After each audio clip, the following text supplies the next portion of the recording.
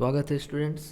देखिए यहाँ पे क्वेश्चन दिया हुआ है, the radiation corresponding to the transition of electrons from 2 से 1 of hydrogen atoms fall on helium plus ions which are in 1 and 2 states. The possible transition of helium ions as they absorb energy from the radiation. ठीक है, तो पहले question हम लोग समझ लेते हैं, फिर इसको सॉल्व करेंगे। हमें ये कह रहा है कि जब हाइड्रोजन एटम्स जब हाइड्रोजन एटम्स ट्रांजिशन करता है कहाँ से, 2 से 1 में, तो कुछ एनर्जी रिलीज हो रहा है। ठीक है, कुछ एनर्जी रेडिएट हो रहा है। ठीक है, ये जितना भी एनर्जी रेडिएट हो रहा है, ये अगर फॉल होता है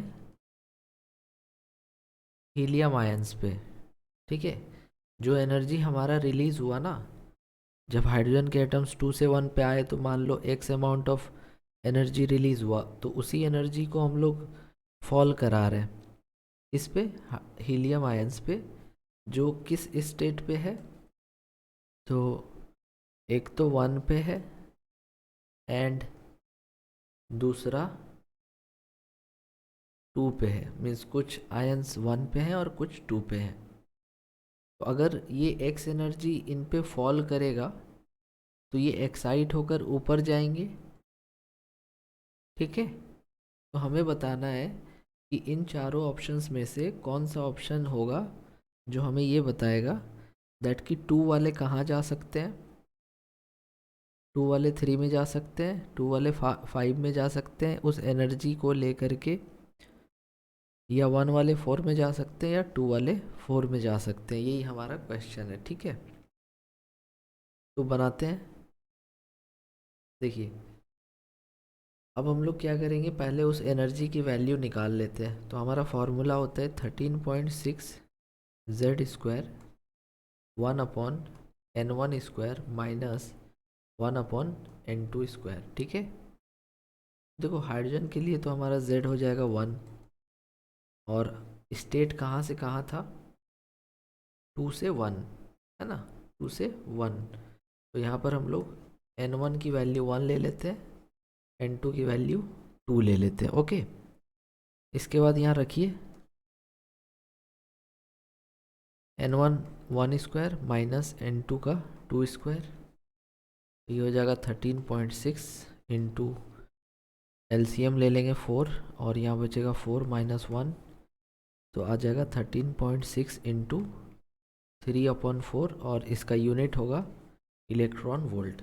ठीक है, ये इतना एनर्जी जो है हमारा रेडिएट हो रहा है। अब देखते हैं कि पहले ऑप्शंस चेक कर लेते हैं।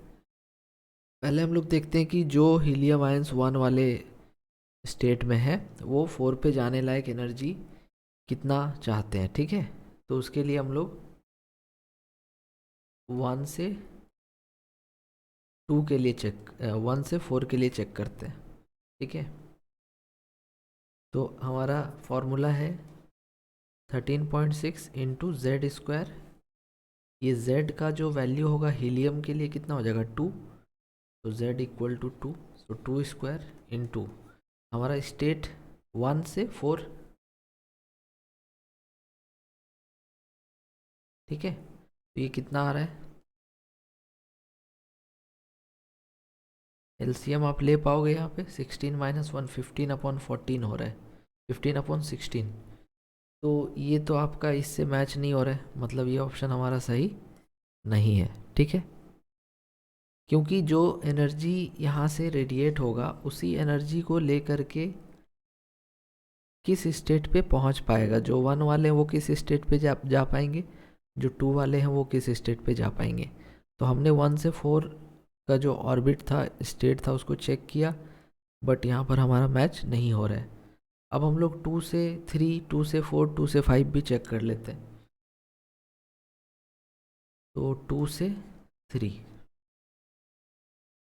ठीक है, फिर से सेम फॉर्मूला,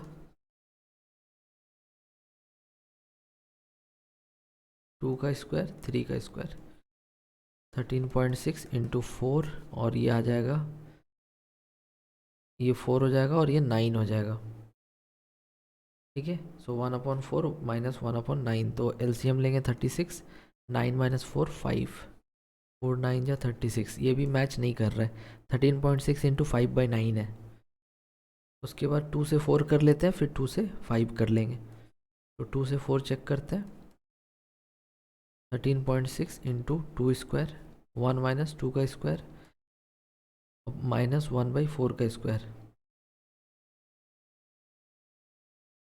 ठीक है, 13.6 इंटू 4 इंटू इसका एलसीएम 16 और 4 माइनस 1 3, तो ये थे 4 इंटू 4 16 होगा। तो ये देखो मैच हो गया। ठीक है, मतलब कि जो एनर्जी यहाँ पर हाइड्रोजन रेडिएट करेगा 1 से 2 जाने पर, सेम यहाँ पर यूज़ हो जाएगा हीलियम आयंस, जो कि सेकेंड स्टेट में है अभी, और फिफ्थ में उस एनर्जी, सॉरी फिफ्थ नहीं, फोर्थ, जो कि 2 सेकेंड स्टेट में जो हीलियम आयंस हैं हमारे पास, वो 4 में एक्साइट हो सकते हैं इस एनर्जी को ले करके। ठीक है, so I hope that this clear your doubt. Thank you so much for watching.